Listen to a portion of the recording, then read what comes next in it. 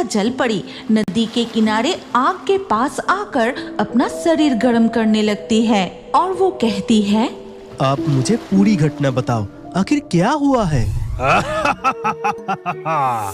अब मैं और भी शक्तिशाली बन गया।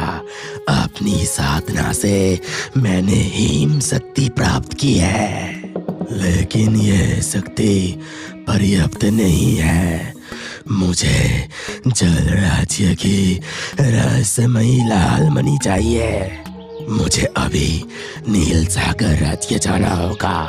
फिर ये कहकर नागराज अदृश्य होकर सीधे समुंदर के नीचे पहुंचते हैं। फिर नील जल राज्य की ओर रवाना होता है।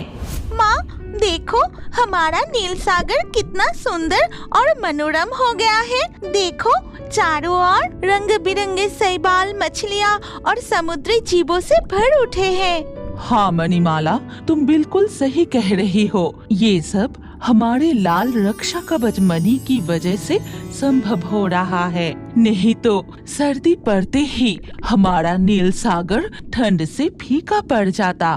ठीक उसी वक्त नील सागर राज्य में आ पहुंचता है हिम शक्तिधारी नागराज। पूरा जलराज का महल दिख रहा है। जरूर उसी के अंदर रहस्यमयी लाल मणि है। ये कहकर नागराज महल की ओर बढ़ते ही वहाँ मणिमाला और उसकी माँ झिनुकमाला जलपरी नागराज का रास्ता रोकती है। ये क्या? आप कौन हैं? आप सीधे महल की ओर जा रहे हैं। आप तो हमारे जल राज्य के नहीं लगते।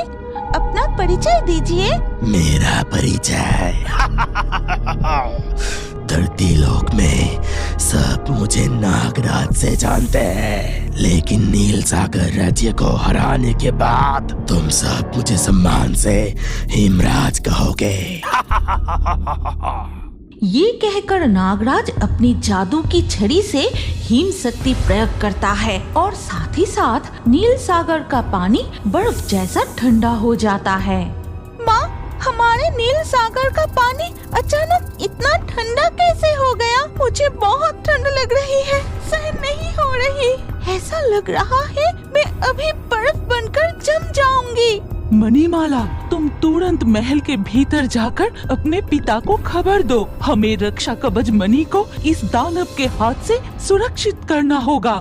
माँ की बात मानकर मणिमाला महल के भीतर जाकर अपने पिता जलराज से कहती है, पिता, सर्वनाश हो गया है।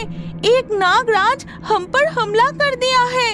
वो हमारी लाल रक्षा कवच मणि छीनना चाहता है। आप तुरंत मणि के पास चलिए। उधर महल के बाहर नागराज, क्या सोचा है मेरे हाथ से तुम सब वो रक्षा कवच मणि बचा लोगे? कभी नहीं। मेरी हिम शक्ति के सामने पूरा नील सागर राज्य हार जाएगा। फिर मैं तुम्हारी लाल मणि छीन कर तीनों लोगों पर राज करूंगा। ये कहकर नागराज अपनी जादुई छड़ी से झिनुकमाला पर हिम शक्ति प्रयोग करता है और वो तुरंत बर्फ की तरह जम जाती है। इसके बाद नागराज सीधे रक्षा कवच मणि के कक्ष में पहुंचता है। वो मणि मुझे दे दे, नहीं तो तुम सबको मैं बर्फ की तरह जमा दूंगा।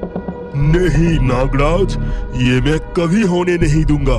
मैं अभी तुम्हें परास्त करूंगा। ऐसा है, अब देख मेरी हिम शक्ति। नागराज अपनी जादुई छड़ी से जलराज पर हिम शक्ति प्रयोग करता है।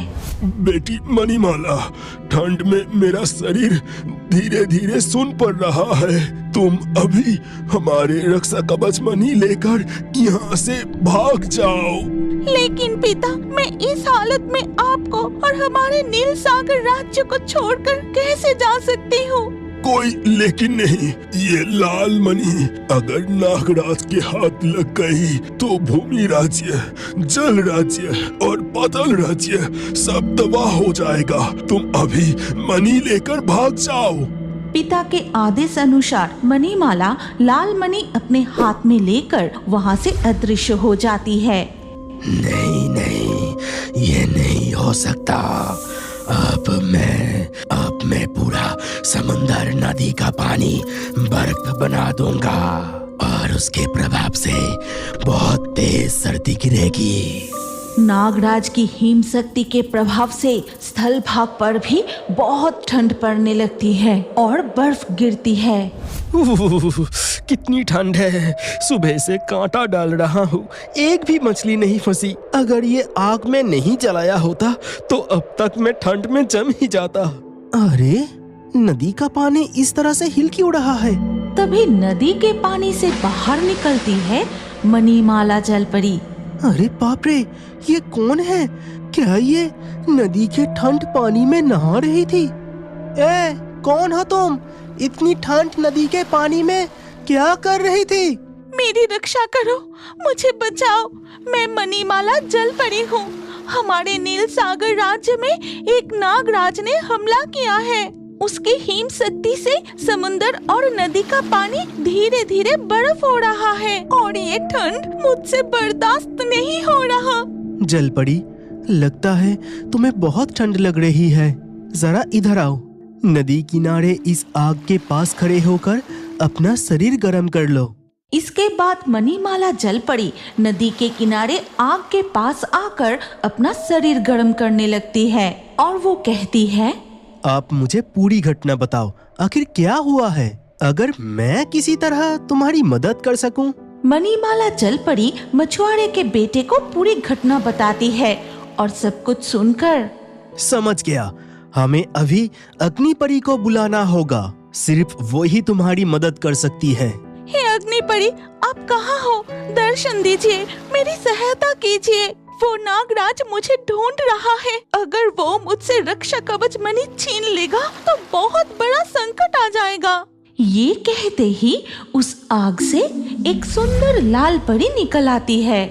मणिमाला, मैं अग्नि की परी हूँ। मैं पानी के भीतर नहीं जा सकती। अगर किसी तरह वहाँ जा सको तो अपनी शक्ति से उस नागराज को परास्त कर सकती हूँ। लाल अग्निपरी से ये बात सुनते ही मणिमाला कहती है, इस जादुई मणि से मैं आपको और इस मछुआरे के बेटे को हमारी तरह पूछ प्रदान करती हूँ। फिर आपको पानी में सांस लेने और तैरने में कोई दिक्कत नहीं होगी।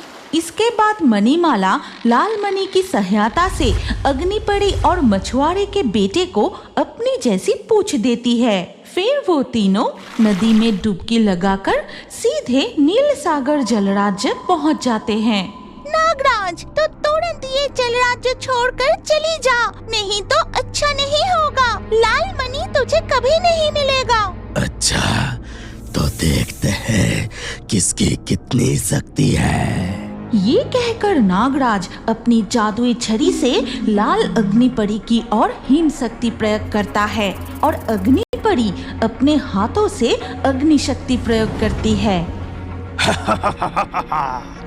मेरे हिम शक्ति के सामने तू हार जाएगी अग्निपरी। मणिमाला, मैं नागराज का सामना नहीं कर पा रही हूँ। मेरी शक्ति उसकी हिम शक्ति के सामने क्षीण हो रही है। मणिमाला जलपरी, अपने हाथ की वो लाल मणि अग्निपरी को दीजिए, उससे उसकी शक्ति और भी बढ़ जाएगी। ये सुनते ही मणिमाला जलपरी अग्निपरी के हाथ में लाल रक्षा कवच मणि देती है और तुरंत ही अग्निपरी की शक्ति 1000 गुना बढ़ जाती है। नहीं नहीं नहीं, ये कभी नहीं हो सकता, कभी नहीं हो सकता। नागराज अग्निपरी की शक्ति के सामने टिक नहीं पाता। वो भस्म होकर अदृश्य हो जाता है और तुरंत ही नील सागर राज्य हिम शक्ति से मुक्त हो जाता है। फिर वहाँ आते हैं जलराज और जलरानी झीनुकमाला। बेटी मणिमाला, मुझे तुम पर गर्व है। मुझे पता था सिर्फ तुम ही हमारे जल राज्य और इस लाल मणि की रक्षा कर सकती हो। नहीं पिता, अगर ये मछुआरे का बेटा और अग्निपरी हमारी मदद ना करते तो नागराज को परास्त करना संभव नहीं होता, और सही समय पर वो मुझे आग की गर्मी ना देती तो शायद मैं मर ही जाती। मणिमाला, ये लो तुम्हारी रक्षा कवच मणि, मेरा काम पूरा हुआ, अब मैं चलती हूँ। ये कहकर लाल अग्निपरी वहाँ से अदृश्य हो जाती है और जलराज मछुआरे के बेटे से कहते हैं, तुमने मेरी बेटी का जान बचाया है, आज तुम जो मांगोगे मैं तुम्हें वही दूंगा। बताओ तुम्हें क्या चाहिए? क्या आप जानते हैं कि आपका नाम भी हम